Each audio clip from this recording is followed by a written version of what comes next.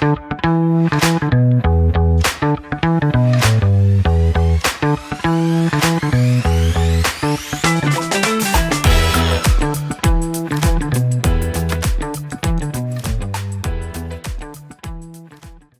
to DotLife, Dorchester's hyper-local source of news, commentary, and analysis in podcast format. We are here for the news segment with Bill Forry. Hey, Bill. Hey, like a bad penny. I keep turning up on this show. We're happy to have you. Thank you. I am actually decked out today. Nice. Yeah. You got the swag. I can't wait to swag. get mine. You got to pick up your shirt. Got to get to the local hands. Yep. I heard they're the exclusive They are. purveyor of Dorchfest gear. Yep, they are our merch source. Are you getting a hat Great too? spot. Yeah, I mean, whatever you guys have on tap, I love it. I'm gonna peel off with it. It's Dorchfest Tomorrow, weekend. It's Dorchester Day weekend. I mean, and I did not wear Dorchester gear for the Dorchester Day weekend show. Dead gear. I wore dead gear. Yeah, I had to give the sports teams a rest. I'm doing nothing but bringing them bad mojo. So yeah, I think it is your fault. Actually. Yep, I've been getting a lot of flack, probably thanks to you and your growing legion of fans for DotLife Pod. I'm trying to bring everybody to the Buffalo side of things. So Bills, Sabres. Oilers look like they might be in the final, and it's definitely going to be the Panthers. So all you Marchand fans I don't know, are people mad at Marchand or are they happy? Yeah, a little bit. Okay. I think so. Yeah. I think people are just salty in general at the moment in Boston sports land. But yeah. he's still he's still a very popular figure, obviously. Yeah, it's definitely. Well, he's missed. Yasser has a Marchand jersey. So. You do? Yeah. All right. Well, you can still break that out in Dorchester Team Day. Canada, that would work. though, not Boston Bruins. Oh, okay. Well, I'm all about Team Canada these days. Let's go. Same. Let's go. Elbows up. Yeah. Well, we've got Dorchester Weekend. So let's real briefly touch on that. Who are you looking forward to seeing at Dorchfest? Ray Liriano. Yeah. Ray Liriano, who's 1 on 1:00, 30 Beaumont. Yeah, he's on the cover of the special section of the Dorchester Day Reporter this week, all about Dorchfest, but of course also about the record company, which are hosts here at DotLife Pod, and becoming really a huge force in the music scene in Boston. Yeah. And Ray is a denizen of this building and is recording and making music and artwork here. And yeah, like you said, he's playing. I think he's performing at 1 o'clock. 1 o'clock. Yep. Yeah, so that's a don't miss for me. I really want to see Eric Royer, who was on your show, this show last week, and like blew my mind with his ability to play all these instruments at once. He's a one-man band. Can I tell you, I had those songs, because I did the editing, I had those songs in my head for days. I thought Gasser was going to kill me. Like, stop singing Shady Grove. Yeah. By the way, a little bit of some darkness there behind some of the lyrics as I picked up. I was like, what's going on? Like, this was way danker than I remember. Yeah. It sounds upbeat, but it's really murdery. Somebody's getting killed in all the songs. Yeah. But he was awesome, and I want to see him like again in a crowd with a crowd responding to him. He's at 33 Caruth. Nice. So, There's some other performers whom I can't remember. I can't keep track of everybody. There's like 40 plus performers, I think, and almost 60. Oh my goodness. Yeah. And there's a family event this year. Yes. Where they're blocking off Beaumont Street. So Beaumont will be closed the entire day. And then we'll have family events from 12 to 1, and there will be a lot of those on Beaumont, but there will also be family events on Westmoreland and at the church. Holland Tech Band is playing, the high school band. So like the brass, like you bring in some horns into the picture. Yep. And we have a drumline from English High School in JP, so they're going to kick things off. It's going to be awesome. Yeah, I mean, I don't like to, man, I shouldn't even talk about the weather, but it's looking good.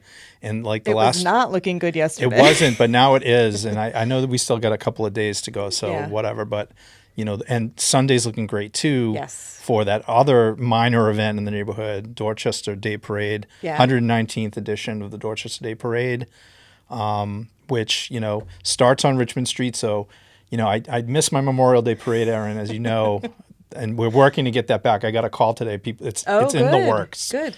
But the parade lines up right in front of my house, starting at like 10 a.m. Okay. So we get like 5 hours of Dot Day Parade action in front of our place. And then the main event on Dorchester Ave. So 1 o'clock on Sunday for everybody who's keeping track. I'll actually be in the parade this year. Oh, really? Yeah, I'm walking with Team Brandy. Very excited. Brandy Fluker-Reed. Brandy Fluker-Reed for my state representative. Yeah. Yep. Not mine, though. No, but she's Sadly, close, right? yeah. You're like right on the borderland. Who's your state Yeah. rep? Russell Why Holmes? are you asking me that? Oh, Dan Hunt or Russell Holmes? It's Dan one or the Hunt. other. Okay, It's Dan Dan Hunt. Hunt. Yeah. You can't go She, wrong, by the way. Those are three solid choices, and I'm not just saying that because they're all probably going to be in my backyard on Sunday afternoon at some point. But as you will be, I hope. She's so great though. Even though she's out of our district now, she just shows up. She's always there. So I heard she was just in Poland was she? as part of a legislative trip, so Oh. ask her about I that. think she was in Jamaica too. She gets around. She does. And she still holds it down in the district, so sure good does. for her. Yeah. It's not an easy job. That was the district that my wife Linda held, Yeah. a number of years ago now, but not that long ago. And it's a great district because you get the Neponset River, and you got I think she still has a part of Milton in her seat. Yeah. And Mattapan, so there's a lot going on. I think I texted you this, but every time I cross gravel or granite now at that light, I'm like, "Thank you, Linda Forry. Thank you for getting that light." Yeah, that way we can all cross the street I don't safely. know how anybody crossed. It's before. still like dodgy, even Yeah. with the light there. It's like, okay, are people going to it's stop or Boston. what? We're talking about by the drawbridge on Granite Yeah, Avenue, yeah. right? High traffic area these days. So, Yeah. but yeah, we're excited. Dot Day weekend. Thank you for starting Dorchfest. You and a team of people, but Rachel, who's your neighbor and close friend, I know, Yeah. who's been involved in now Greater Ashmont Main Streets, carrying the ball big And the time with Ashmont Ashmont Adams Neighborhood Association really invested in that heavily when it was nothing, and they Yeah. believed in the idea. So gotta appreciate Puts them. the neighborhood on a whole different platform Yeah. citywide, because Yeah. now everybody's seeing we talked about this, the billboards and everything, but folks coming from all points in the compass to Ashmont Station, hopefully, and taking the T, Yeah. or riding their blue bike or whatever they're going to do to get there. Hopefully not parking on with too much density around Caruth Street, because Caruth needs to be like a safe zone that day. Yeah. Like, maybe don't drive on Caruth if you can If avoid you can it. avoid driving in the neighborhood in general, just get out and walk. It's going to be lovely. Yeah, Yeah. should be. All right. Well, let's talk about some other news. Right. How many times have you been to Milkweed so far, Bill? I don't know. I've been there twice on official business, which means I ate lunch I there. like that part of your job. Yeah, that's. Don't tell too many people, please. It's a great perk. It's a perk, yeah. Yeah, but we're talking about Milkweed, which is the new restaurant on Marcy Boulevard. It's the old Boston. Well, it used to be a Boston Market, Okay. and that's been empty. That space at the corner has been empty now for like 5 years anyways. Oh, wow. Pre-COVID, for sure. Yeah. And a long time ago when that strip mall first opened, it was an Einstein Brothers Bagel Company. I covered the opening of that one too. That was a while ago. But this is the new version of the space. It's called Milkweed. It's by the guys who used to own the Blarney Stone in Fields Corner. And many, many of us know those guys very well. They're terrific neighbors, and they were publicans. Now they're restaurateurs fully. Dave Cawley and Ben Johnson, who are now the owners of Milkweed. Both Marcy. locations? Yeah, they own the Okay. one in Mission Hill as well. A Okay. lot of folks beyond Dorchester may know the Mission Hill location. Food is Tremont Street. phenomenal. Yeah. So good. It's a big brunch spot. Yeah. They do a big, It's a small brunch spot. yeah, right. It is But, kind of yeah. cozy. Yeah. The And Marcy, so popular. So it that must definitely be gets full. that must Yeah. have something to do with it. Yeah. And they know what they're doing. They're really into it's really a foodie place. Yeah. Like that's the trade. It's not a bar or pub. Like Right. we got great options on the pub scene nowadays in Yeah. Dorchester, which is awesome too. But this is really more breakfast and lunch spot. Yeah. They don't even have an alcohol license yet. They Okay. expect that they will. They're applied for one of the new licenses that's out there for Okay. for full alcohol license, and I think they'll get it Yeah. probably. What's the inside space like? Is it big? Yeah, it's 77 seats. It's Oh, that's nice. pretty spread out. So Linda and I sat in a booth today. Okay. So we're kind of checking out all the different corners of this corner spot, and very comfortable. A lot of foot traffic in and out, and people you're going to see people you know. It's a neighborhood place. Clearly, there were lots of retirees in there, families, people with kids. High school kids who were clearly out for the year already, or just graduated Yeah. and having Or cutting class. Tough to say. yeah, they might have been doing that too. Having lunch together, and very friendly spot. The menu is about 80% of what you would get at Mission Hill, Okay. from what I've been told. It's, as I said, breakfast and lunch right now. Eventually, they plan to add dinner. Good. And have more of kind of a date night feel when it gets darker. But it's a very bright space. It's Dave and Ben told me, they deliberately held out as they were scouting for locations for a new restaurant for a corner spot, because that's what they have in Mission Hill. Yeah. They said they love it, the natural light. It just works for them. It fits exactly what they were looking for.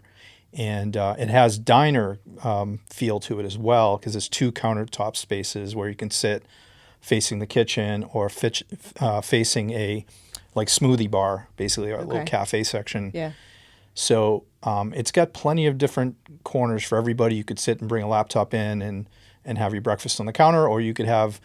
I saw a table set up for it looked like a dozen covers for a big party coming in. So they can do a lot of different things in there. But it's a huge buzz. We posted something about it online, I think on Saturday or Sunday this past weekend, and it took off. Yeah. People were very excited. A lot of people have been watching that space and wondering, first of all, what is it? Because Milkweed, a few people mentioned they thought it was a dispensary, a cannabis dispensary. And if they weren't familiar with the Mission Hill spot. Mm-hmm. But everybody else who kind of knew this was what's coming were like, when is it going to open? Yeah. And it's here. As soon as the sign went up, I was like, oh, yes. Yeah. It's such a great spot. So we could walk there. That's amazing. And a lot of people can drive there who are coming into the city from the South Shore. So they're actually opening for breakfast at 5:15 a.m., which is an ungodly hour from my book. But they're going to capture, I think, a good trade of people coming into the city. Yeah. And it's smart. Is there decent parking there? Yeah. Cool. It's a strip mall that also has the City of Boston Credit Union and a dance school, right? Is there it's a barber shop, actually. It's one of the chain barber shops. I can't remember the name.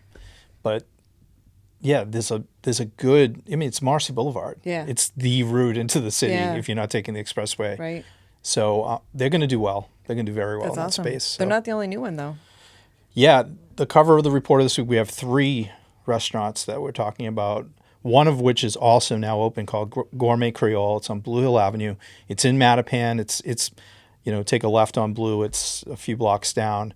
I think you teased this a couple weeks ago. We did. We've been waiting for this because the owner, who's a Haitian-American entrepreneur, she grew up in Miami. Her parents own a restaurant in Miami that's very well known called Gourmet Creole as well. And her name is Natalie LaCour. She's the woman who's opened this new restaurant on Blue Hill Avenue. And she's also going to open one on Washington Street in Common Square, probably later this summer or early fall. Oh, wow. I didn't realize there were going to be 2 new ones. Because they have a truck, too, right? They have Gourmet Creole is a food truck that people may know. And I think it may have been at Dorchfest at one point. Yeah. Definitely makes the rounds across the city. And it's Haitian cuisine. It's a great idea. She does a fabulous job with the food and also the colors. And she's got this kind of pink fluorescent color to her food truck and also to her decor here. And she's wearing a very pink dress and outfit on the cover of the Reporter. So she's got a theme. Natalie knows what she's doing. She knows how to coordinate. Yeah, she's got pink scissors even. I didn't notice that. So you, I would imagine, eat a decent amount of Haitian food. Yes. What's your recommended dish for folks who are trying it for the first time? I would probably go with some form of it's called griot. It's like a fried meat. So griot beef, which is like a fried beef, or I think I probably like the pork the best, the fried pork. So I would go with that. And rice, there's a dish called dirigeon, which is a mushroom rice, which is kind of the best rice, I think, in the world, actually. I mean, I've been to Caribbean. I've been to Haiti, actually, and eaten there. The food in Haiti is the best in the Caribbean, in my view. I'm going to get some angry messages over that. But Jamaicans hey, listen, are gonna not from my revolt. family. Everybody, the Haitians know what I'm talking about. Here, dirigeon and tasso beef. I like the goat too. So goat is a delicacy there for sure.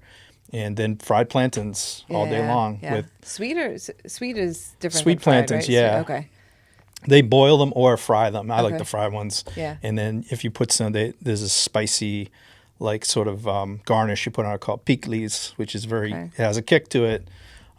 but she has all of that stuff at Gourmet Creole. Awesome. And this is a fast casual restaurant. It's not going to be like your Milkweed where you have 77 covers. You're going to go in probably, there's a few seats. It's more of a to-go spot.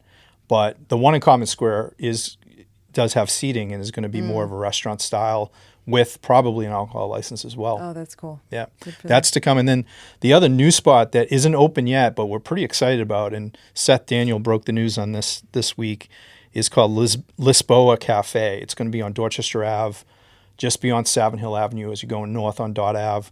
There's a new building there that is replacing a block that was kind of derelict and empty for 20 years. Used to be a pizza and sub shop called Theo's.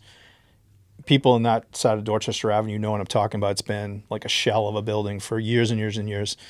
And now there's a new 3-story building with commercial space on the corner. And above is condos, I believe, or apartments. But on the first floor, we're going to have a new Portuguese restaurant. That's cool. That's a new one.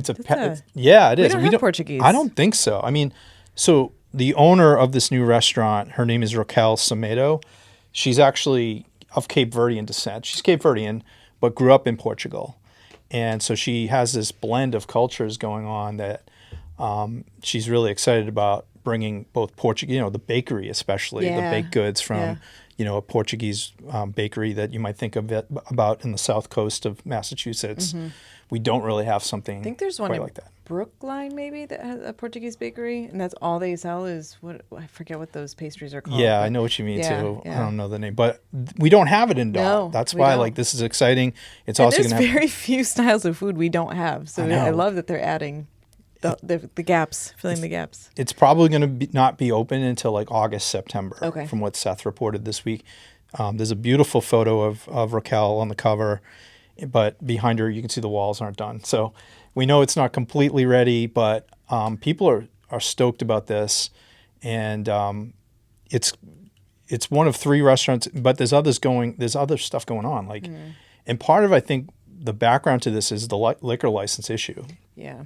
Because all of them have mentioned in one form or another they're seeking this new license. It gives people a little spur, I think, to maybe have the vision and the gumption to open a restaurant in the city. Well, you're going to make more in margins on drinks, so it's more of a safety net, right? Like the ingredients for drinks don't go up and down as volatilely as food does, and I think you make more money on drinks, so it's kind of Yeah, helpful. I mean, I don't have a huge insight on the restaurant business from my history, but people I've talked to, I mean, the alcohol side of it is where they can make their money. Yeah. And I think there's been some discussion, we've discussed on this show before, about Mattapan not having a critical mass of liquor licenses yet. Even though they've been on offer there, people aren't grabbing them up. Yeah. And so there's other issues there with insurance and just other issues that come up with alcohol and having to worry about monitoring people too. Right.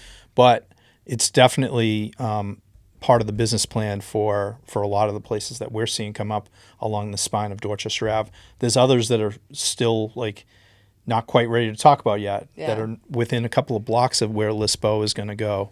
So Dorchester Ave's showing some life. Well, your recommendations are definitely absorbed by this podcast host. We have been talking about going to ballet because you've mentioned it. Ballet is the best. Now you want to go to ballet. Now I do want to go there. It might still be open once we're done. We'll get you out of here quick. So your staffer. Yeah, Cassie McNeely. She's the best. She got some culture in this week. She did. She covered the world premiere of the St. Brendan's Drama Club's production of Wicked. Wow. That sounds cool. She came back. I've never seen Cassie's, by the way, a great young reporter on our staff. She's covered a lot of different kinds of things from politics to sports. She's a great hockey player herself, collegiate athlete. Oh, I didn't know that. Yeah. That's cool. She played hockey at Trinity, and she comes from a boxing family. Her uncle, Peter McNeely, was a pro boxer, many people will know.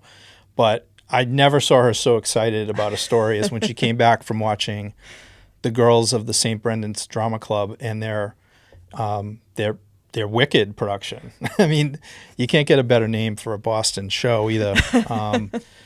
But this was the idea of one of the girls herself. I think she's 11 or 12 years old, and she came up and she pitched this idea to her teachers. Actually, she's 10 years old, Philomena Mulcahy. And she actually wrote the principal and the vice principal and said, "Hey, we want to put on Wicked. Let's do this." And so it was her idea to do it, and then she was cast as Gilda, one of the main characters in the show, and then she had some unfortunate mishap and she couldn't perform. She had like an injury to her arm. Oh. And one of the other little girls in the cast took her spot, I guess. Okay. What do they call that when you have a understudy? Understudy. Yeah. So this is pretty sophisticated drama club at St. Brendan's. They have And how old are understudies. these kids? Like 10, 11, 12. That's cool. Yeah. All girls in the cast, and but a huge crowd for them of all the students and parents who showed up in the gym. This story was really cool for me because I used to do school theater at St. Gregory's back in the day, a long time ago. And it's such a, like, I don't know, formative childhood experience. Yeah. Like, obviously the sports are key, and CYO basketball and all the different things that you do as a kid growing up in the city. But school theater for a lot of us was also like a big piece of it. Yeah. And to see these younger kids coming up with their own show and singing, Popular at the top of their lungs in the school gym, it's just like, I don't know, there's something about that just resonates. A lot of us of my generation and later ones, grew up performing in the gymnasiums of Dorchester. Yeah. And to see them do it. So I was excited to put this in the paper this week. Cassidy did a great job covering it. So check it out. It's in this week's Reporter. My niece's high school did Wizard of Oz. So I think there's with Wicked coming out, there must be a renewed focus on something going on here. Yeah. That's cool. It's a great show. I did see Wicked down in New York on Broadway with my daughter Madeline like now 10 years ago or so. Yeah, it was awesome. But was that when Idina Menzel was? Yeah, may have been. I don't know. I don't think so. Okay. I think she had already moved on because she's the big name from Frozen, right? Yeah. So I think she played Glinda. Yeah, I think you're right. Yeah. I don't know much about Wicked. I read the book and I thought the book wasn't very good, but I've heard the show is actually better than the book. So. Well, Philomena Mulcahy and her team at St. Brendan's may be the next names you hear. All right. I'll keep an eye. That's a pretty distinctive name. So. It is, yeah. We had a candidate forum. Moving on to what I think will be a recurring topic over the summer is elected news. We've got a lot of city politics news in this week's edition. In addition to covering the forum that happened at Hibernian Hall in Roxbury last Thursday evening. District 7 candidates. It was District 7 and at-large. And all of the at-large council candidate hopefuls showed up, except for one. There was one gentleman who wasn't there. What are we up to for at-large? We have 9 candidates on the ballot. Okay. So there's definitely going to be a preliminary election in Boston. There was some confusion about that in the last week or two.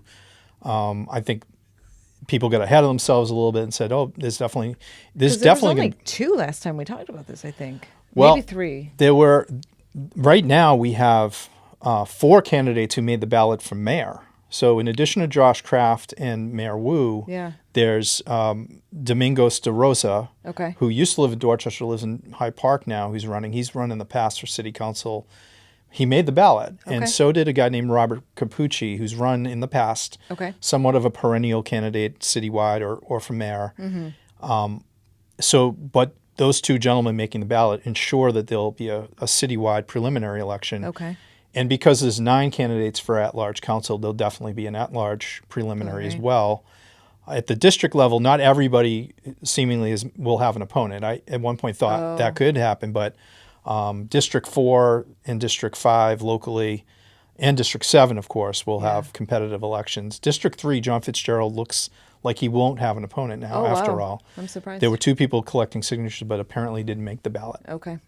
And that deadline is over, right? The deadline to submit is over. Technically, the city election department could still be counting, but because the district seats, you only need 200 signatures. They should be done by now. They should be done by now. It's been more than a week, so it's he's probably safe, which I'm sure he's like wiping the brow. Well, to your point, last time we talked about this, now he can have a summer with his family, right? He doesn't have to the worry whole too Fitzgerald clan can breathe a little bit easier, although, knowing him and him, he'll be out there working hard and hitting the parade and Dorchfest and whatnot. Yeah.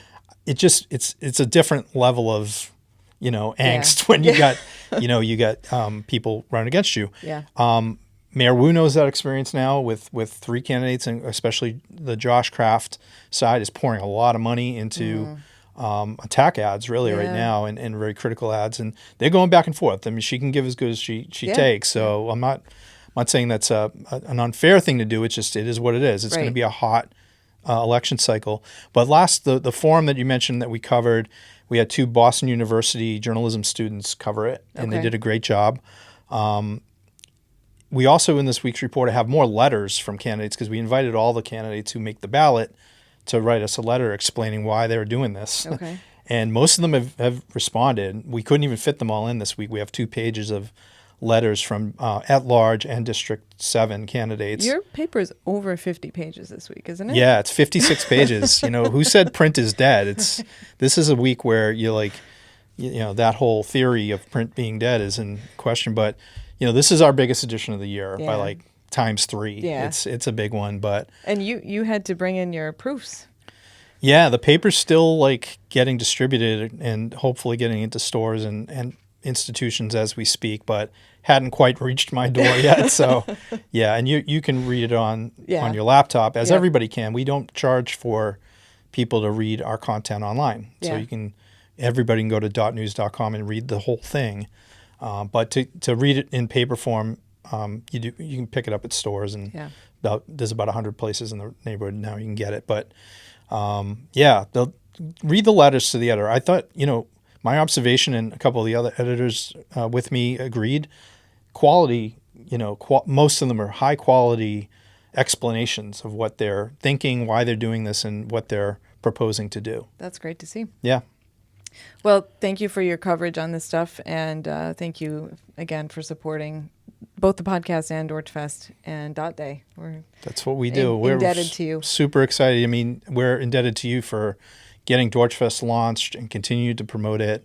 And the podcast has become a huge hit. I was just telling you off screen, I'm already running into people just at the market at Milkweed, which I'm spending a lot of time in, who are fans. And so congrats, you're developing a great audience. That's a testament to our listeners who care about stuff that happens in the neighborhood. So that's good to hear. They do. Awesome. Thanks. Well, I'll see you tomorrow. See you out there. Yeah. See everybody out there. Have fun. Thanks, Bill. Be safe.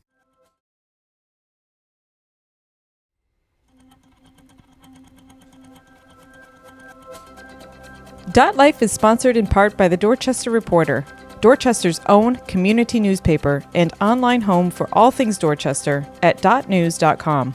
The Reporter, owned and operated by the Forry family, has been laser focused on Dorchester and the surrounding neighborhoods of Boston since 1983. That longevity and experience shows in its award-winning coverage every week. The Reporter is our go-to source for authentic stories about the people, places, and events that matter most to our daily lives. We are proud to partner with The Reporter and Dot News. And you can support the important journalism provided by The Reporter. Just go to dotnews.com to subscribe today. It's the best deal in town and helps keep our local community journalism alive and well.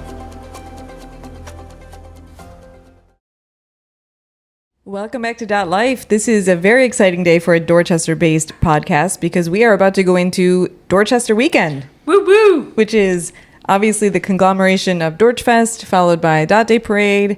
So we're really excited to have here today Elle Marrone, who is the executive director at Greater Ashmont Main Street and the chair of Dorchfest. Hey, Elle.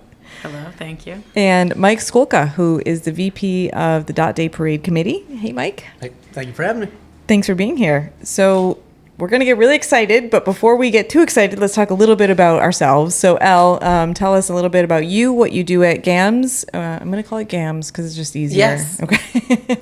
And a little bit more about your background. Okay, so I live up the street, and I came to GAMS after selling my dog walking business, and the client, my area that I covered in the dog walking business was basically the same as the commercial district of Greater Ashmont Main Street. So it made the transition very easy. And I went from being one of the entrepreneurs to supporting my entrepreneur peers. At Greater Ashmont, I've been on the job now this is my second year. had a little maternity leave, so I think it's been like 12 months now. But we try to make Dorchester, make this neighborhood really a destination, support the local businesses in the area. And yeah, it's through many different things, and Dorchfest being the most fun of our events for sure. And Mike, how about you? Are you a Dorchester guy? Yes, lived here since '81 when I was like 2. Lived in the Blake House then, which is Wow. the oldest house in Boston. Is it haunted? Sadly, no. That would have been a dream come true. Very unfortunately, never saw a ghost. Mom never saw one. My dad never saw one. It's the most disappointing. Opportunity missed. I know. Very sad. Maybe you are a ghost. That could be it. That'd be interesting. Hadn't thought of that. Big bonus to the podcast. And then there was that time we had that ghost on. We can cut that out. We're keeping it. Keeping it I like that. Yeah. in. And so you live in Savin Hill now? I live in Savin Hill. Yeah. Lived in a few different places, but Dorchester, Boston itself, Dorchester especially, absolutely home for me and always will be. Awesome. I can see by your hat. Yes. Awesome. It's a great hat. Very creative. Yeah, Thank it's a you. very cool hat. Not as cool as Elle and Mike. Well, Elle, you're not wearing your, our 2025 Dorchfest hats, but it's a close second. So let's talk about Dot Day Parade. A little bit of history. This has been around for a while. It has. So the first Dot Day was celebrated in 1904. It was to commemorate the 274th, which is a silly number to commemorate. Very random number. Yep. Yeah. They couldn't wait. They couldn't wait for 275. Yeah. They were just getting ready for They want to party now. 26 years early on 300, which is really a big one. Those early Bostonians were famously party animals. Yeah, I think they were. But so yeah, that was the 274th anniversary of the settling by the colonists in Dorchester. Obviously, there were many indigenous people living here for centuries, millennia before that. Right? Yeah. But yeah, that's that was that. The first parade. Well, the second Dorchester Day was commemorated with parades the following year. And this year is actually, I think there must have been one year that they missed, but this year is the 119th Dot Day Parade. Very cool. That's a long time. That's an established event. Yeah, now it's making me feel like I should have been more prepared to be a member of the committee. It's such a part of Dorchester's history. I think you're doing a great job. What am I doing here? Yeah. Jesus. No, it's really cool, and I think it's just continued to grow and get bigger. I love that. I love that it involves the whole community in such a positive, fun way. Mm-hmm. I mean, there's plenty going on in the city in Dorchester to make things divisive. It can be challenging, right? And that's the nature of living in a city, and we're all kind of on top of each other. Who can hate a parade, though, right? It brings everyone together in the most positive way I can think of. Yeah, absolutely. Awesome. Yeah, it's a great day. Elle, Dorchfest doesn't have quite a storied history as the Dot Day Parade, but we're getting there. We only have like 115 more years, so yeah. Fly right by. And then one day, somebody will be celebrating the 274th anniversary Of the Dorchfest. Of the first Dorchfest. Tell us a little bit about Dorchfest, and if you want to chat about history too, I can jump in if needed. Yeah, well, these amazing volunteers in the Ashmont Adams neighborhood got together, neighbors, during COVID. Yeah. And thought they needed a party. Yeah. A way to have neighbors connect and enjoy the outdoors. You can say a little bit more about the germination of the idea of So Dorchfest. as astute listeners know, I moved here from JP, and one of the things I loved about JP was their Porch Fest. And I took the idea to the Ashmont Adams Neighborhood Association, who loved it. We're all about it. They are the most supportive committee I think I've ever seen in my life. And then we got this great committee of volunteers. I don't even want to leave people out, but I do want to shout out, like Rachel Felix was a founding member, Kara Washington, Cindy Fadden, Gail Revgalia. We had just a great crew, and I'm sorry if I'm missing anybody from that early year, but we pulled it together and launched the first Dorchfest, and it's been just growing, and and thriving ever since. So Yeah. really new volunteers and new bands. Yeah. It's been great. I've been definitely attending it since day one, and inviting my friends from the burbs too, who were just like, "This is Ashmont, this is Dorchester, this is great." So it's been a great, kind of booster event for the neighborhood, which I love. Yeah, definitely. Yeah. Can you tell us, before we get too far into Dorchfest, can you tell us a little bit more about what GAMS does in general? I know you talked about supporting entrepreneurs, but is it a division of the city or is it an independent organization? Yeah. So the Main Street America is our umbrella group, and they were really founded to help reinvigorate kind of middle America cities. Like, so last year the Main Street America conference was in Birmingham, Alabama. That's a perfect example because they had a burgeoning steel industry, and then that went overseas, and so they had this infrastructure and just the buildings and the land to support a large group of a large city, but it's just Not kind the of industry or the jobs. tumbleweeds just Yeah. going through. So Yeah. how do you revitalize a downtown when the industry has left?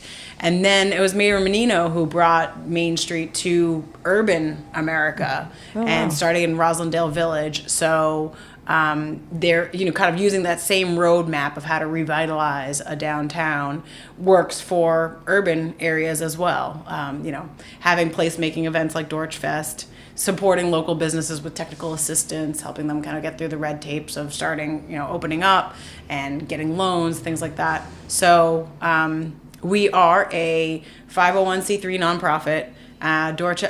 Boston has 20 main streets, and they're all individual nonprofits, but we get a large chunk of funding from the city of Boston because Menino and then mayors after him have wanted to keep main streets going. There's some things that you can do really well at scale, from the top, but then having something like this where we are so familiar with our district, we are, available right here in the district is really nice too. So some things work better on the micro level. Yeah. And how far up Dot Ave do you go?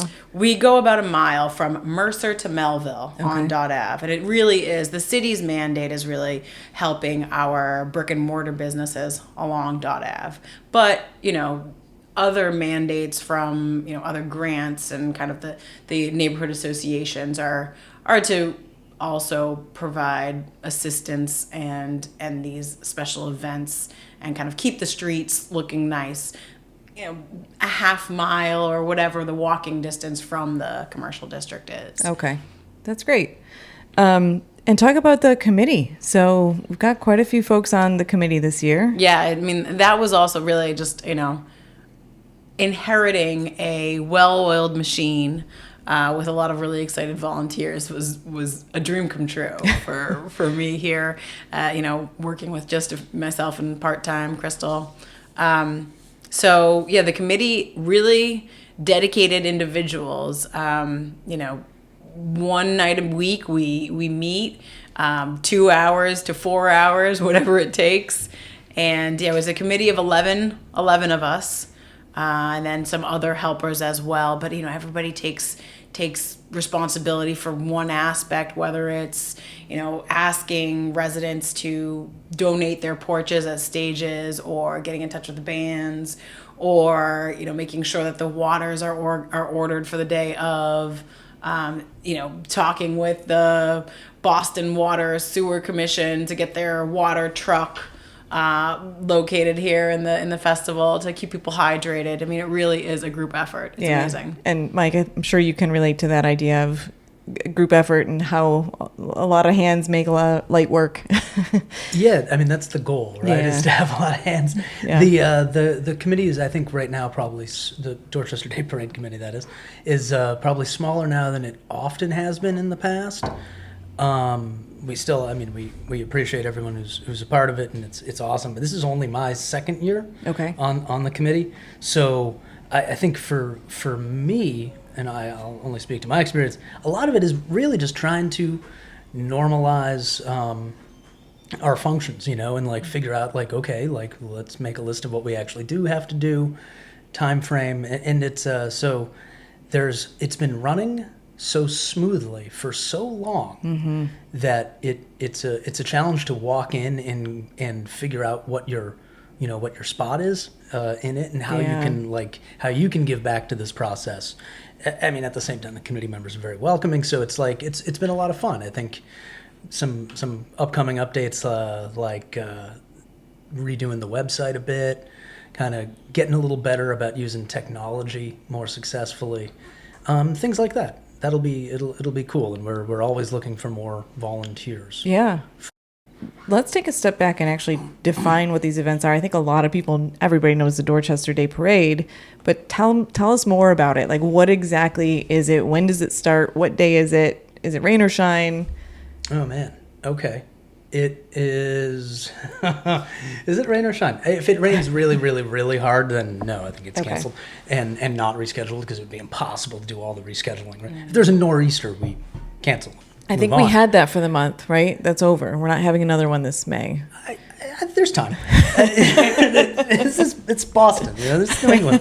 We got time for more nor'easters. That's true. Hopefully not, and hopefully not this weekend, for all of our sakes. Yeah. It is June 1st, this coming Sunday, depending on when you're listening. It's June 1st. Starts at 1 p.m. down Lower Mills. What is that, like Richmond and Dot Ave. Starts at 1, carries up Dot Ave to Columbia Road. Usually, if you want to get a sense of it, I think like kind of the first part of the parade, which is like led by like the mayor, fire department, BPD, mayor following that usually gets up there at like 3:30. Okay. So again, it starts like, at 1. 3 miles or just over 3 miles? It's like about 3 miles, and it, full experience can be, it's several hours. It's a lot. There's probably 70, 80 participants. I can't remember off the top of my head. Marching band style, dance groups, lots of nonprofits involved, good number of floats. And how do you get participants? Do they pay to like be in the parade itself, or is that volunteering? This is interesting, actually, and good question. Nonprofits get to join the parade for free. It's they're welcome to be a part of it.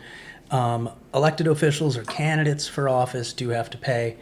The performers are paid. They're compensated actually for their time, which is awesome, right? I mean, maybe that's how all parades work, and I just don't know much about other parades. I don't know much about parades, actually. It's like really cool. I think that sounds awful.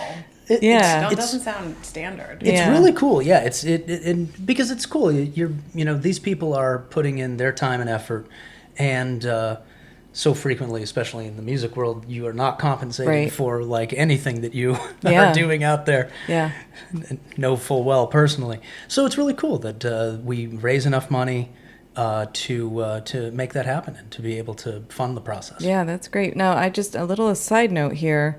You said specifically you would not sing when I set up the microphone, but you just hinted that you got some musical ability.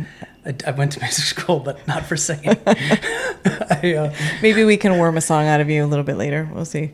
I would bring me back and I'll sing something. Just you got a little prep time. Yeah. Fair. Just a little bit of prep. Something maybe by the Smiths. I think I'm in that register. Okay. But yeah. Got it. Elle, tell us more about Dorchfest. What can people expect? How many bands? What's the deal? Yeah, well, we have, similar to Dorchester Day Parade, we do pay the bands. We've got about 60 right now for this year. The mastermind behind matching porches and bands, Erin right here, is hard at work kind of making this magic work. But so we have about 60 bands, a little over 30 porches, and anywhere from, we even do have a band starting at 12 at the plaza, but mostly they're from 1 to 5. So I would say you should come down here, probably best to take the T, because parking's going to be hard. Yeah. Beaumont Street is going to be closed down, so there's no navigating around there. And, just start Parish of All Saints and wind your way through the Ashmont Adams neighborhood, follow your ears, and go all the way down to the BPL Adams Street Library. And then backtrack. And then back. Because there's going to be new bands on those stages when you come back through. Yeah, the painful part of Dorchfest every year is that you can't be everywhere all at once. Unless you bring an e-scooter. You're right. I know. That's one of the things we talked about at one point was collaborating with like Limes or Blue Bikes. We never did it. We should do that next year. That's a good idea. Yeah. Add that to the postmortem. Yeah. We were thinking about there was a time we were thinking about changing the location of the Ashmont Friday market, farmers market, and we were thinking about contracting pedicabs to just kind of take us all around. That's cool. So yeah. Maybe pedicabs next year. We're open to all ideas. Neither of those things come together very easily, especially not without sponsorship. I know at least for the Dorchfest side of things, do you want to shout out some of the sponsors who've been so instrumental this year? Yeah, absolutely. Santander, has it been 4 years now that they've been sponsored? Not 4, but I think 3. 3. I mean, just a really just kind of doing the heavy lift of each year. I've heard that, previously, kind of, are we going to make this happen? Is it going to, are we actually going to get enough to fund the bands? And Santander has kind of allayed the fears early by coming in and supporting. A nice new special edition, which we really hope we can continue to foster this relationship with Amazon. They really want to have support block parties and local vibrancy in the neighborhoods of Boston. So got a nice support from Santander, Amazon, Dorchester Reporter. I mean, how old is that? Speaking of like 119, it's not that old. No, 42 years, I believe. 42. Yeah. I know they got a Legacy Business Award this past year. But they've also been instrumental. I know that personally, like, it's not happening if it's not in the Dorchester Reporter, as far as I'm concerned. So, having them as our media sponsor, kind of helping with the build up and, and getting people the information that they need, that's been really important. And then our neighbors here next door, Eastern Bank. We've also had a lot of local businesses, Trinity, Scobies, coming in, and helping out. Yeah, too, and even some individuals in the neighborhood are just really, I've had over the years just so much positive feedback from people that they love it and they're willing to put some money toward it, which is really awesome. Yeah. As I said, like, just coming into this organization, this event, and having it be so wealthy with volunteers, and then also the donations. It's just like, this is obviously something that the neighborhood cares about. So, I mean, it's just been really a pleasure to ride on the coattails of the people who started this. It's been a pleasure to have you take the coattails. Mike, what about sponsors on the DotLife Parade side? I'll run through them quickly. Yeah, I want to include especially just the main ones. Also, Dorchester Reporter is awesome. I actually wrote for it like 25 years ago. I think I wrote like 5 articles. Okay. They're not good. But the Forrys put up with me, and that was nice of them. I appreciate that. Some of our sponsors, all local ones, Alpha Dog Pet Grooming, Dolan Funeral Home, Iron Workers District Council, Laborers Local 223, Maverick Hospitality Group, which I actually didn't know this until now, operates like Lucy's down in Adams, the Bowery, Chubb's Taco and Tequila Bar, McGonagall's, a great place. New. It's awesome. Triple Decker Candle Company. Excuse me for not being able to say that. I love that lady. They're great people. Spent time at Polish Fest with her last Sunday. It was a lot of fun. 2 Sundays ago? Yeah. Some others, Neponset Circle Car Wash, Dorchester Running Club, Boomers, where I definitely got my first, like, cool car stereo down on Columbia Road. I got my remote starter. It was my Christmas present this year. I love it. I love that place. Yeah. Shout out to them, Blasi's Kitchen and Bar, Molinari's. We just ordered pizza from them on Friday. Yeah, we ordered that on Sunday. Yeah, exactly. It was funny when I was looking at the list, because there's a list. I was like, oh, yeah, damn, man. These are all people that I know. Landmark, Boston Firefighters, Local 718, Sprinkler Fitters, Local 550, and Ice Cream Smith, where I actually haven't been.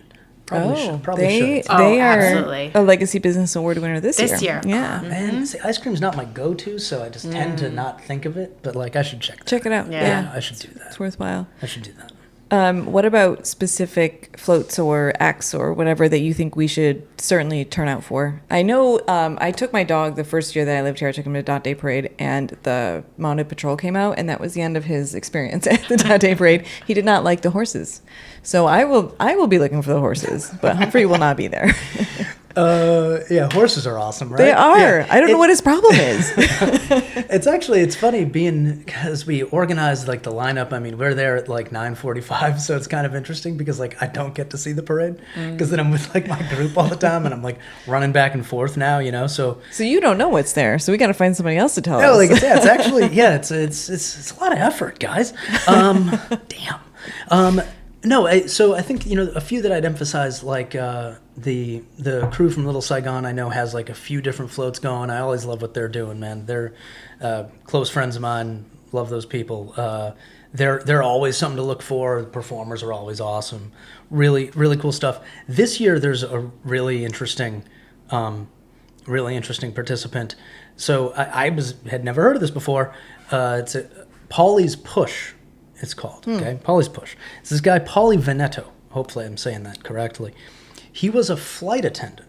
He retired later on, but he was a flight attendant. He would have been on, United Airlines Flight 175.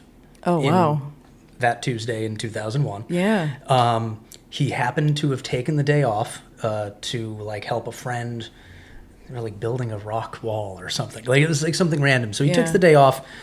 Ends up not on that flight, but of course we all know what happened, and he since then he was trying to figure out how to like give back. So what he started doing was pushing like a cart, like the flight attendant, like the dining cart or beverage cart,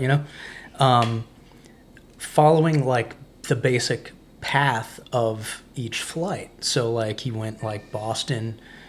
Down to the World Trade Center in New York. Mm-hmm. He went Newark to, was it like Shanksville, Pennsylvania, I think, and Dulles Airport to the Pentagon. So I think the last year he did that was the last year he's going to do it because he's like kind of retiring from that as well. Last year was 2024 was the last time he did it. But he's from Braintree, and he's joining us in the parade. And is that cart expedition, is that a fundraiser? I believe for him it is, yes. You could look that up, yeah. I'm not exactly sure. I believe he's raising funds. Wow, but like it's really cool. I'm actually really looking forward to it. Yeah, definitely. Yeah, it'll be awesome. Any other performers we should look for? Oh man, that's tough. I can't think of any off the top of my head. I love the dance crews. You know, like with it's the marching bands too. Those are very cool. Being in education, it's like anytime if there's like a bunch of kids getting out there, they're almost all like BPS kids. It's really exciting. You know? So I get a kick out of that. There's a lot of students that I've known over the years who have participated in those groups, and so that's awesome. Yeah, very kind of cool. tugs at me extra, along with enjoying just kind of the vibe and the music. Yeah. And you had said that you marched in it as well. Were you in a band? No, I think like Dorchester Little League, having a Little League, something like that. I was definitely involved in to that extent. I don't know, when Marty was running one time, I was in the parade. I don't know, it's like a lot of like random like political things, but so I've been in the parade a good number of times myself, and actually my school was in it last year. My truck was in it. It was cool. I didn't get to drive my truck or participate in that process because I was too busy organizing. And your school, I don't think you've mentioned is... Oh, did I not mention it? Excel High School in Southie. In Southie, okay. Yeah, so yeah, it's fun. It's such like a cool array of different people in it, and and again, like if you got a nonprofit, you got a business, you want to put your name out there, the parade's a great way to do it.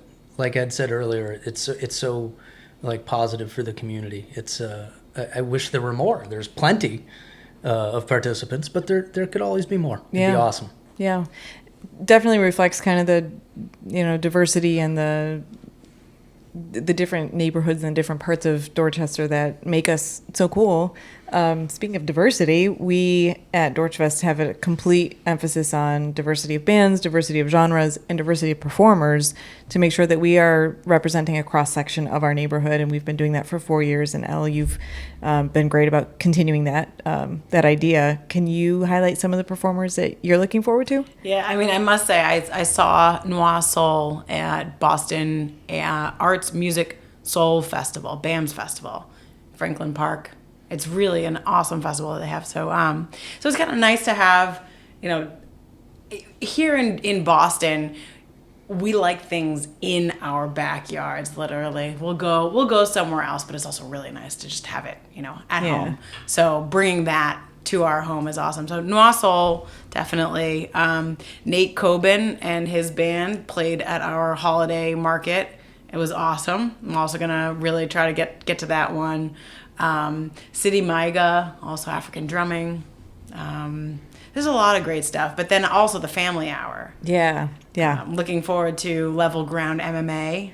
Yeah, so this is new this year. This We're is introducing new. from 12 to 1, an hour that is focused on getting families and kids out to really, the whole event is kid friendly, so it's not as if, send your kids home after 1, it's going to be really sweary.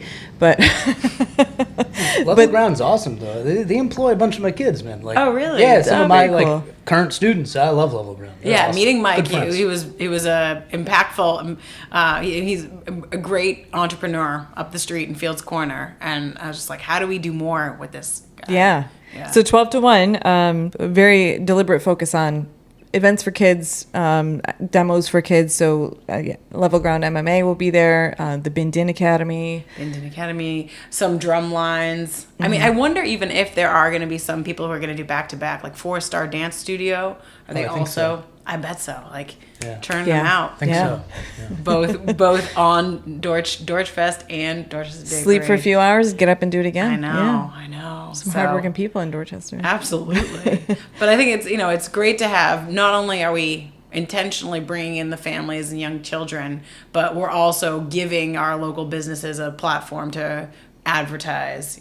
What's better than your kid, falling in love with the MMA class, and then now next thing you know, you're signing up for MMA lessons. Yeah, definitely. Also, Boston Rhythmic Gymnastics will be there. Freckleface Yoga is doing Right, a in quick Rundle yoga Park. class in Rundle Park. Yeah, the Boston's smallest park, I believe. So there's going to be a ton of stuff to do, and it will be rain or shine, barring nor'easters, lightning, right? Right. Anything dangerous, we won't go on. But Dangerous situations actually do. Sharknadoes. I think that'll be a cancellation. Right? Terrified of sharks. That would be very bad. Yeah. One thing I actually wanted to talk to you about also is vendors. So we've got several vendors this year. This is something we added. I think in year 2 we brought in a food truck, and then we kind of expanded a little bit from there. But this year we're kind of doubling down on vendors. yeah, I mean, when you're at a festival, you're walking around because it cover, what is it? Maybe 2 square miles, maybe something like that. So you're gonna get hungry. So it's nice to feed the attendees, but it's also really nice again to give our local businesses a platform. So we have House of 7 Cafe, who operates out of Commonwealth Kitchen. So that's an incubator for food businesses in Dorchester. We have Mig's Dogs, who's a favorite here at the plaza.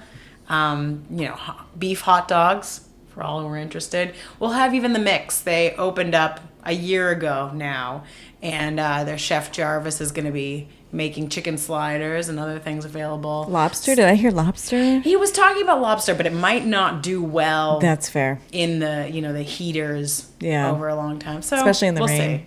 Yeah. Well, maybe better in the rain. I don't know. It's not going to Lobster in the rain. It's Yeah. not going to rain. Yeah. We're fine. Slushy lady. So for this people with the sweet tooth, we'll have that. And then a banh mi truck. Awesome. That Yeah. sounds great. And one thing that's different at Dot Day Parade every year is the marshals. So we've got 2 marshals this year for the first time, right? Is this the first? Well, I don't know if you know the whole 119-year marshal history, but I'm as far take as for we granted know, this is the first time there's 2. So yeah, it's really cool, and that credit to Brianne Gore for she's the president of the committee and wonderful person, great friend.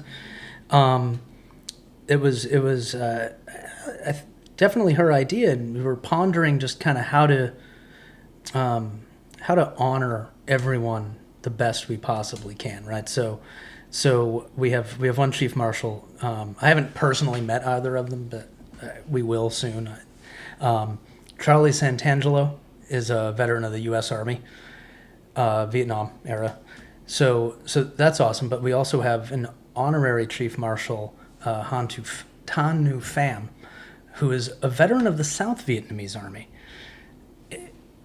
It's in our bylaws that you have to be a veteran of the U.S. Army to have been to be a chief marshal. Mm-hmm. So he's an honorary chief marshal.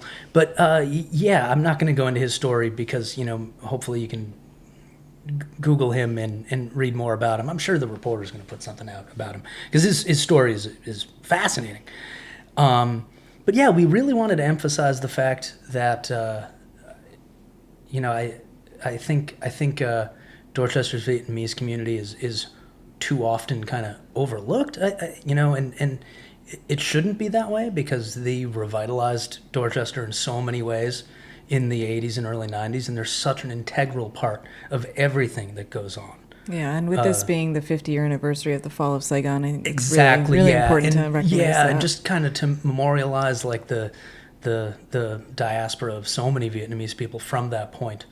We wanted to do something just kind of different, something go in a slightly different direction, just to kind of to honor them, especially this year. So yeah, I think that was a great choice. Yeah. Oh yeah, well done. Yeah, it's awesome. It'll be really cool. Yeah, and then unfortunately, you will not have. I say unfortunately. I feel like I shouldn't do that because it's really mean to the actual person who won, who did a great job. But I was a little sad that Walter didn't win the mayor of Dorchester. But we have a great consolation prize. Yeah, Bridget's awesome. Bridget McDonough is she's a talented, popular fitness trainer.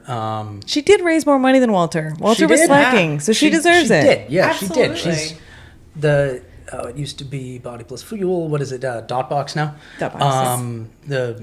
Is that her brother owns that? Yeah, she has a large family. Patrick. Yeah. And so I grew up more with her brother Sean. Hopefully Sean hears this. Sean was very upset that Bridget beat Walter the dog. Oh, really? From Okay. Dorchester. Yes, it's very contentious. I'm not sure how Bridget's still taking it. Sean demanded a recount on Instagram. I think that's fair. Yeah, there's some shady stuff going on here. You never know. $500 was the margin. Was it really? It was super close. Yeah. But also, so I'm not sure of the exact numbers, but they both raised around like $10,000, which I believe is some of the highest that anyone has raised for mayor of Dorchester, which is awesome. I want to go on the record saying I am very supportive of Bridget, and I really appreciate what you did. Wonderful. And it's not your fault that you faced off against a golden retriever. That's not fair. I've met Walter the dog, his owner Jenna Marie Taylor. She's awesome too. Walter is 100% a very good boy. He runs around a lot. He's a great dog. And don't he's give a up, high Walter. quality dog. Don't give up. Public office is in your future. Yep. City council, I guess not this year because those papers are already in. But, and I think there's a pretty crowded field. Walter actually might struggle in that field. There's like 70 people running for office this year. So yeah, it's going to be. I would like to see what Walter could do. I got faith in that boy. But yeah, it was really cool and man, massive thanks to them. Like it literally we wouldn't be able to put it on without the support of people fundraising like that, and they put in so much time and effort into it, and so that's awesome. Really appreciate it. Yeah, I think that's the theme through this is that many hands are necessary and many donations are necessary, and that allows people to deliver things like this to the public. So we really appreciate that from everybody who has donated, participated, socialized, shown up. It matters. And why does it matter? Let's talk broadly about events like this. You guys spend a lot of time. I've spent a lot of time making these things happen. Why? Why do we care? I mean, sure, it's fun, but I think there's a broader reason why communities need events like this. Elle, do you mind answering that?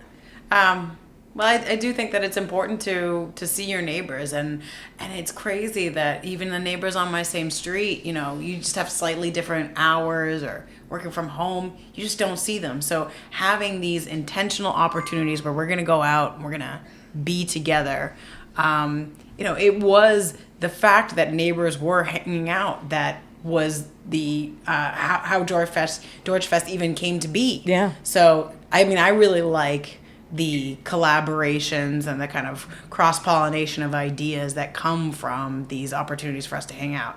And I can even segue into one of the programs actually that Greater Ashmont has been the most successful, has been our business breakfasts. We do have some dedicated volunteers that help make it happen, but it is really just such a light lift. And all it is the business owners in the district offer up their spaces. We get some catering, coffee and pastries, and people just network. And so much amazing, collaborations, whether it's a slushie and a workout, or a Pages to Palette. It's an event coming up between the local hand curating art with Just Bookish. So just these things, just like new events that come up because people are able to hang out and share their ideas together. So that's one of the really important parts. And then, as I was saying, for the health of the business district, for the health of our local economy, having people come in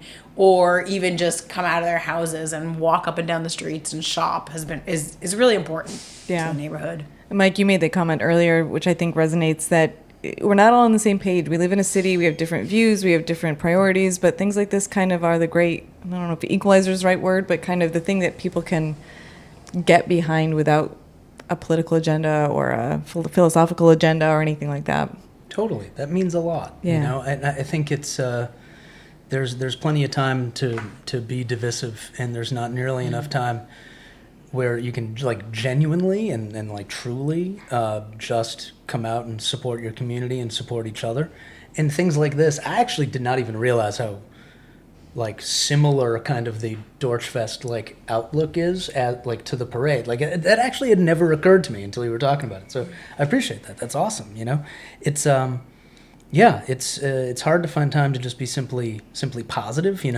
And that these kinds of events do that for us. I think, especially, as I said, education. I think the thing that goes to my mind and what makes the parade so special is it's for everybody, but it's especially for kids, and that's so cool. There's so many students who are, if you're like, what, I love Dorchester, and they're from Dorchester, and they're like, at first glance, right, especially because they're young people, they just see the problems, they see what's bad about a thing, and you go to the parade, and they're like, hell yeah, I love it. And you're like, yeah, right? Yeah. There's no JP Day parade. Yeah, the parade's awesome, Yeah. Yeah. And I mean, I spent so many years living in other places talking about how awesome Dorchester is. Yeah. This is, at least for me, the best way that I can possibly give back to the community. Love that. So May 31st, 12 to 1 Dorchfest. 12 to 1 Family Hour, 1 to 5 Dorchfest. Come out for the whole thing. It's going to be great. June 1st, 1 to...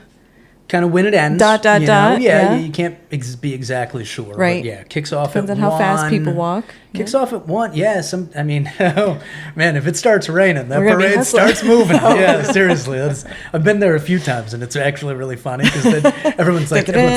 Like, all right. Those trombones go really fast in the rain. Yeah, okay, we're not playing around anymore. We got to finish this thing, But yeah, so hopefully it's just a beautiful, relatively warm day, and we all get to enjoy it. And make sure you hit up local businesses. One I want to shout out in particular is the Local Hand, which you mentioned. Elle and I I'm wearing last year's Dorchfest shirt, but you're wearing this year's, and I've got the hat. You can pick up your Dorchfest merch at the Local Hand now early for a discount if you use discount code DF Early Bird. I believe so. Or just tell her that it's from Dorchfest, and I think she can probably figure out how to apply the the code. Work with you. Yeah. Or day of. We have merch at 7 Fairfax. 7 Fairfax. So Yeah. all of the proceeds, or a good portion of the proceeds, go to support next year's event. Final question: what's your favorite place to eat in Dorchester? I warned you guys this was coming. I did not see this. Oh, I have many answers. Do you want all of my answers? I want yes. No, I was thinking about it, and like, I mean, I do go out to eat plenty. I tend to spend more time in bars boozing than I spend That's time fair. in We restaurants haven't had a eating. lot of good booze answers, so yeah. I let's hear it. mean, hey, you can't. The Harp Bard has been like, man, I went to the Harp Bard after my first communion, after like, was going there for like my grandmother's birthday and whatever. It's like that. So that been around. place, man, yeah, like that's like so fundamental to my life. Me and my sister still catch up there every Friday. She doesn't live in Dorchester anymore, so it's tough talking to her sometimes, but she's okay. Just like hanging out at the Banshee all the time. I mean, one of the places that I was, oh man, so many memories of like my dad passed a couple of years ago, but we used to just sit at Ghost Pepper in Savin Hill, and and it's like it's impossible to pick one place because each place has like so many distinct memories of it. One I was thinking about was my favorite place to get a breakfast sandwich in Dorchester. Man, Honeycomb Cafe on Savin Hill Ave. Oh yeah. Like right across from Cristo Rey, which used to be St. Williams, where I went to elementary school. That place is awesome. I feel like they don't get enough like credit. Yeah, I actually really good. have never been, but I've heard really good things. Dude, Bill their coffee's Forry really shouted good. them out. Yeah, he Yeah, said they were really good. They're fantastic. Okay. Man. I love It's their on my list staff. now. They're great people. Definitely. Yeah. Elle. Well, I mean, like frequency, probably the only one, Jamaican Takeout on Norfolk, because it's close to our house and it's very quick, just in Okay. and out. But I would say also, I mean, I love the Tavolo gluten-free pizza. I have a gluten allergy, so it does also alter what I can say. Tavolo's Yeah. great. Tavolo's great. Yeah. Via Canucha, I mean, Yeah. it's just, my husband came home with some kind of chicken the other day, leftovers. So good. But I really want to encourage, I'm going on the record, encourage Stefano to do tripa alla romana. It's tripe cooked Roman style with cheese and tomato. You can make one dish of that, Stefano, and I think Elle will eat it. I will and eat then it all. Yeah, I would try it. Make two at least. Yeah. I'm in. Faux foie, really good. And I also like the pound de queijo, another gluten-free treat. Pound de queijo at Homestead Bakery is really good. It's the Brazilian cheese bread. And I know Elisa has the recipe. She was like sharing with me a little bit of the, it's a special color. Is it the round? It's round. I had those in Sao Paulo. They were so Oh, good. so good. Yeah. Oh, okay. Yeah. I gotta So check that they out. make their own, and it's paprika and cheddar, so it's got like some extra stuff to Okay. it too at Homestead. Very good. Good to Yeah. know. All right. Well, I think I'll probably see you both this weekend. Fingers crossed for good weather. And thanks for all that you both do and the committees that you work with do. We really appreciate it. And to you as well. Thank you. Yeah. Thank you. Yeah. Thank All you so right. much. Thanks, everybody. Appreciate it. Okay.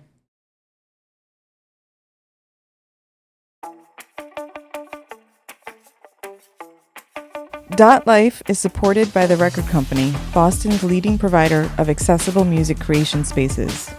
The Record Company is addressing the critical shortage of affordable creative space in our city, serving over 4,000 monthly users across 131 communities. They've preserved 47,000 square feet of professional studio and rehearsal space at rates 60 to 90% below market value, ensuring Boston's musicians have a place to create, regardless of economic means. But they're more than just affordable space. They're building career pathways through partnerships with Bunker Hill Community College, offering professional certification programs that lead to sustainable music careers. This vital work is at risk. As creative spaces continue to disappear across Boston, the Record Company needs community support to maintain these essential resources. Their Amplify Boston campaign directly funds space preservation and career development programs. Visit therecordcompany.org today. That's therecordco.org to donate, become a monthly supporter, or learn about partnership opportunities. Every contribution helps keep Boston's music ecosystem thriving. The Record Company, creating accessible pathways to music creation since 2010.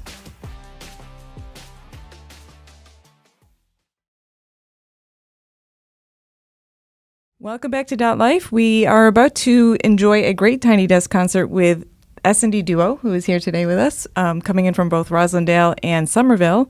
They are a jazz duo, which we're really excited to hear. But before we do, of course, we're going to have a little conversation.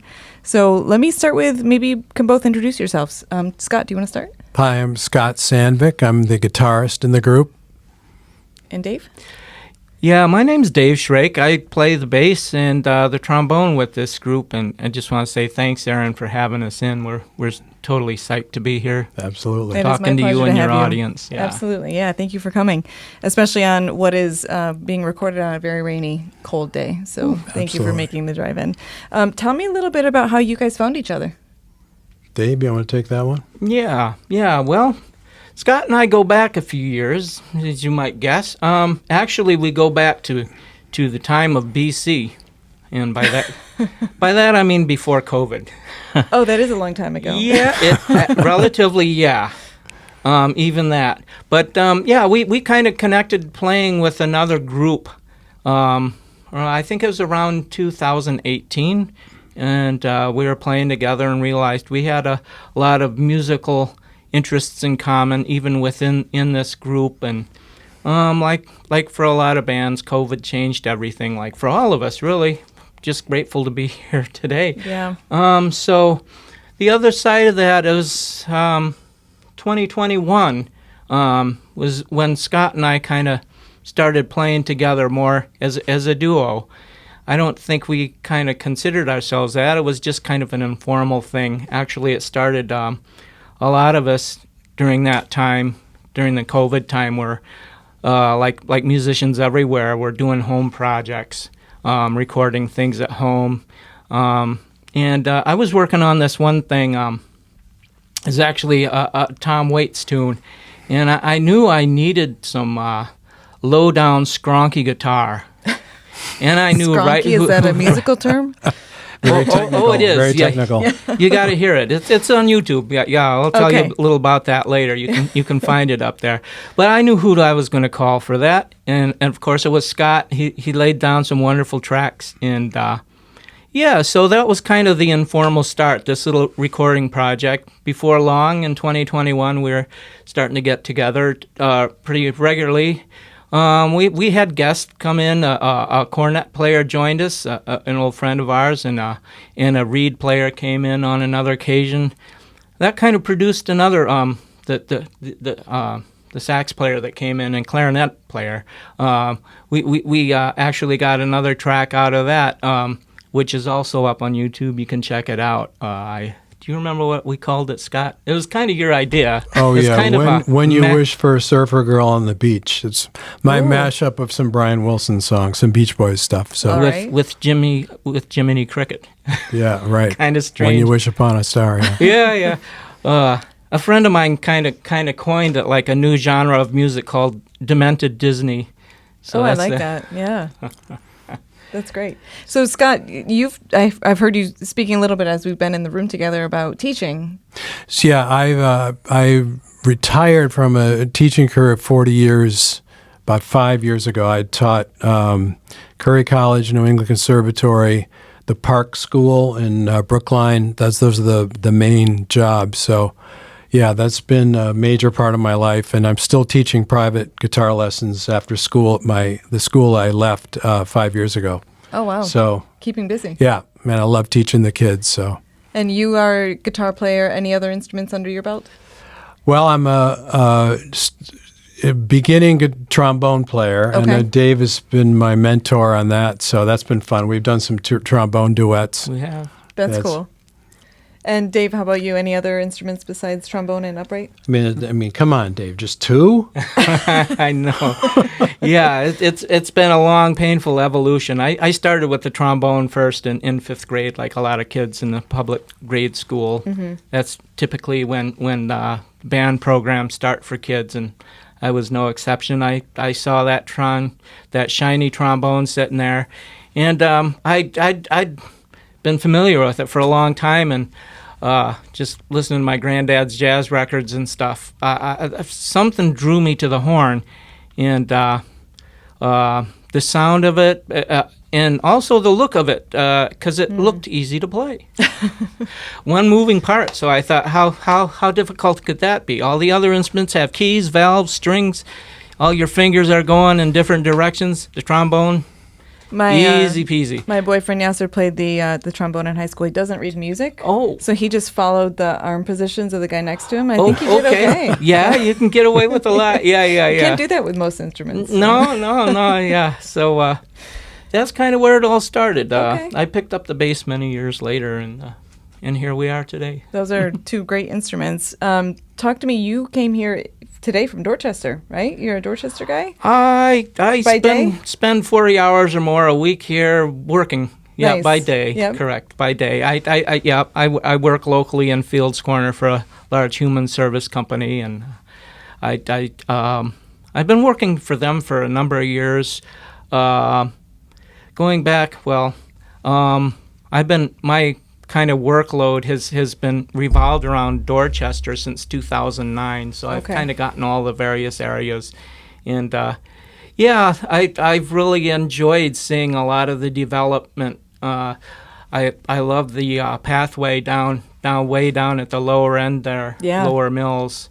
Which is being extended, which is really Yes, good to see. I've been noticing that too, right up front on Morrissey Yeah, Boulevard, yep. that new extension. So Should be opening soon. yeah, Yeah. So Scott, what are we going to hear today? I think a combo of maybe some covers and some originals. So we're going to start with a tune called Blue Porch, which is Dave's original, and nice. you know, a little tribute to the fact we played at a lot of Porch Fests. Yes, you do, And including Dorchfest. And it's a blues. Yeah. So Blue Porch. And then an original of mine called Samba, which is a jazz samba, which uses my last name, Sandvik, Samba. Haha. And then we're going to do a piece by Randy Weston called High Fly. That'll feature Dave on. So the first two are Dave on bass. Then Dave goes to trombone for Randy Weston's High Fly. And then we're going to end with a piece by Stephen Sondheim from his show Merrily We Roll Along called Good Thing Going. Okay, that sounds awesome. And you did mention Porch Fest. Obviously, you're playing Dorchfest for the second year. We'll have you at 10 Lombard, and this may air after Dorchfest. I'm not exactly sure when I'm going to run this one, but if people see this before Dorchfest, please come out to 10 Lombard. 2:30 to 3:30 if it airs before. Yeah, exactly. And if not, check it out. I'm sure there'll be clips online. Yep. Where else can people find you? well, Well, we're going to be at the next day after Very next Dorchfest. day. We're going to be playing at Square Root in Rousey Village. Yep, okay. From 4 to 6. That's June 1st. And we'll be doing other porch. We're going to do JP Porch Fest, Roslindale, and Belmont coming Okay. up. Those are later in the summer It's and going to in be a the busy fall. summer for you Yep. guys. Yep. Awesome. Well, let's hear you guys play. great. Sounds good. Wonderful. Yeah. 1, 2, 1, 2.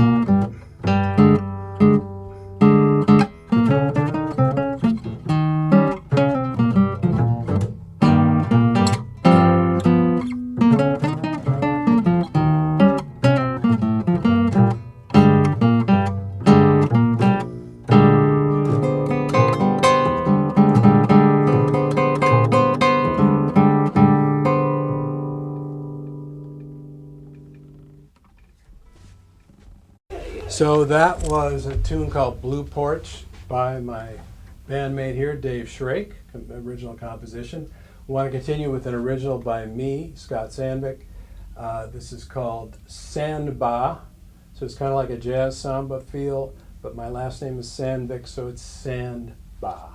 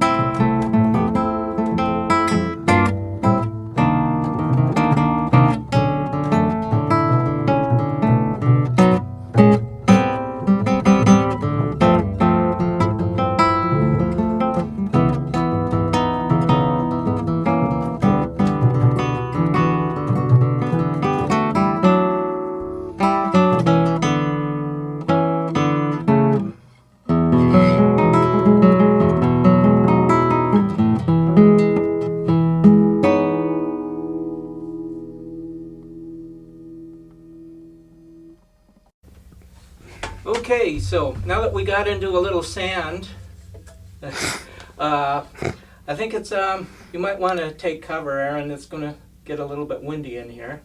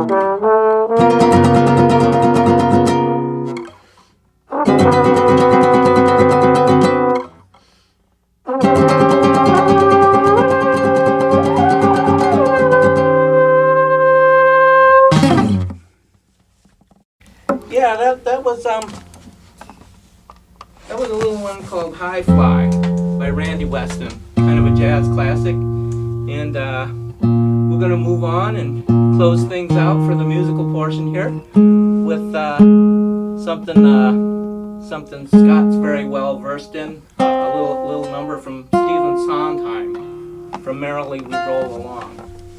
So we like to close out our sets with this one. And it's called? It's called Good Thing Going. Yeah, that's right. You got it. Like my memory. Correct. Going, going, gone. Yeah.